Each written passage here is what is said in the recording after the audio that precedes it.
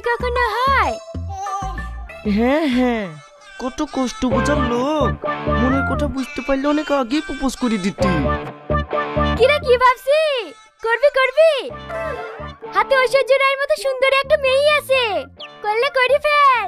এরকম মেয়ে হাতছাড়া হয়ে গেলে আর পাবিনি। এই, আমার বিলি তোর তো মাথা ব্যথা কেনে? তুই করগা না? হ্যাঁ করবো তো, হাতে সেরকম ছেলে আছে। না নয়, তোকে আর কদিন বলবো বলদিনি, একটা ছেলে দেখি দেন না। ঘটক হয়ে নিজের বিয়ের ঘটক তালি করা যায়, তুই বল। আচ্ছা ঠিক আছে, তোর কেমন ছেলে পছন্দ বল। হ্যাঁ, আমার ঋত্বিক রোশনের মতো হাইট হবে, সালমান খানের মতো বডি হবে, আমির খানের মতো ফর্সা, আর শাহরুখ খানের মতো স্টাইল হলেই চলবে।